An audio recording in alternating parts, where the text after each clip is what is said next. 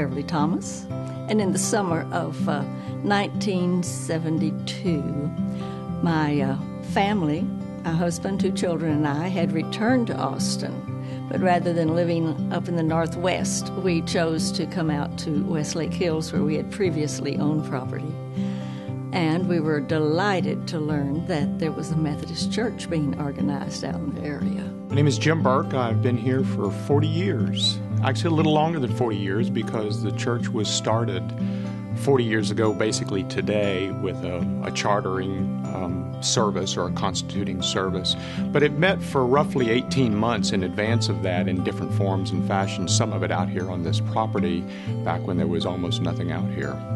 Hi, I'm Robert Davis. I started coming to the church in 1973, just shortly before it was chartered. I actually joined shortly after the official charter ceremony, but sometime during 1973, my wife and I have been coming ever since. The district had owned the property here for a number of years, and I think they had just almost decided to never use it when people started moving into the Westlake area. Probably the earliest memory is coming back from college, from university, and attending a service out here on the property in front of a big old wooden cedar cross that had been built and placed on the property, and people brought chairs out, and we had a covered supper and a service out here. First of all, when the weather was good, we'd have wonderful once-a-month Sunday night suppers on the grounds.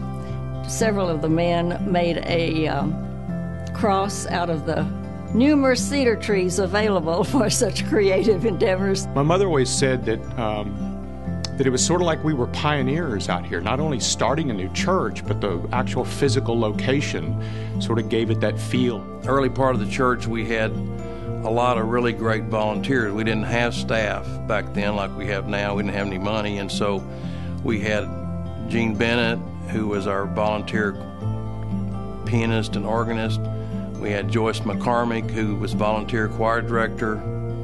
We had Ed Chu, who, along with his wife Lena, was volunteer just about everything. You know, he was the caretaker, he was the yard man, he was the maintenance guy.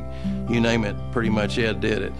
And I think the sort of the traditions that started back then and continue on today was a combination of Sunday school classes, the youth program, and clearly music.